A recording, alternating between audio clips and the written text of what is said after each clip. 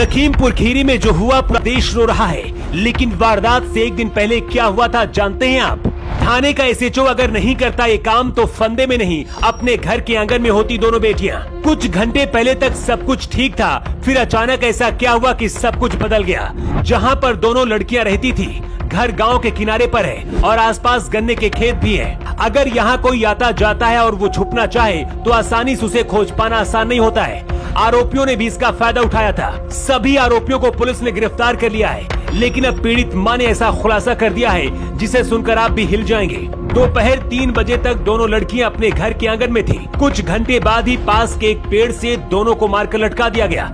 ये सब कैसे हुआ, सबसे पहले इसकी पूरी क्राइम स्टोरी आपको बताते हैं। पीड़ित परिवार का कहना है कि 3 आरोपी बाइक से आए थे और जबरन दोनों लड़कियों को उठाकर ले गए।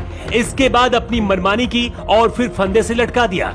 लेकिन पुलिस ने अपनी जांच में जो खुलासा किया है वो कहानी जानकर आप हैरान रह जाएंगे। पीड़ित परिवार के घर से कुछ दूरी पर ही आरोपी छोटू का घर है। बताया जा रहा कि छोटू ने ही लड़कियों की मुलाकात पड़ोसी गांव के जुनैद और सुहेल से कराई थी। पुलिस का कहना है कि दोनों लड़कियां पहले से ही आरोपियों को जानती थी और अपनी मर्जी से ही बाइक में बैठकर गई थी।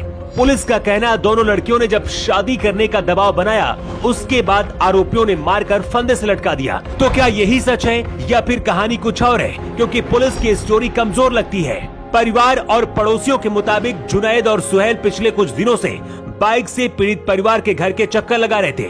पड़ोस में रहने वाला छोटू पूरी खबर देता था और उसके बाद ही सब कुछ हुआ। इसकी भनक पीड़ित परिवार को नहीं थी कि आगे क्या होने वाला है। वारदात से एक दिन पहले छोटू की जुनैद और सुहेल के साथ बात हुई थी।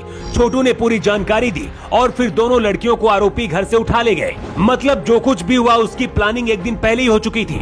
पीड़ित मां का आरोप है कि दोनों बेटियों को जब अगवा किया गया, उसके बाद हम निघासन पुलिस चौकी गए, लेकिन वहां मदद करने की बजाय मेरे साथ करीब आधा घंटे तक मारपीट की गई। सिर्फ इतना ही नहीं बल्कि पति के साथ भी मारपीट हुई।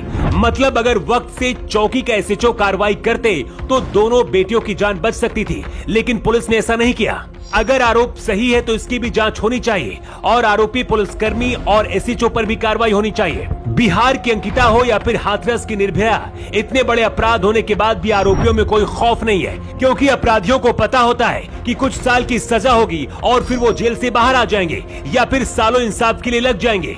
इस परिवार के साथ जो हुआ वो हमारी भी बहन और बेटियों के साथ हो सकता है।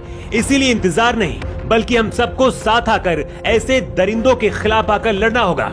इस वक्त सिर्फ पीड़ित परिवार ही नहीं बल्कि पूरा देश आरोपियों को फांसी देने की मांग कर रहा है। वैसे आपको क्या लगता है, ऐसे आरोपियों को कैसी सजा मिलनी चाहिए? आप अपना जवाब कमेंट बॉक्स पर लिखकर बता सकते हैं। Bureau report, new times.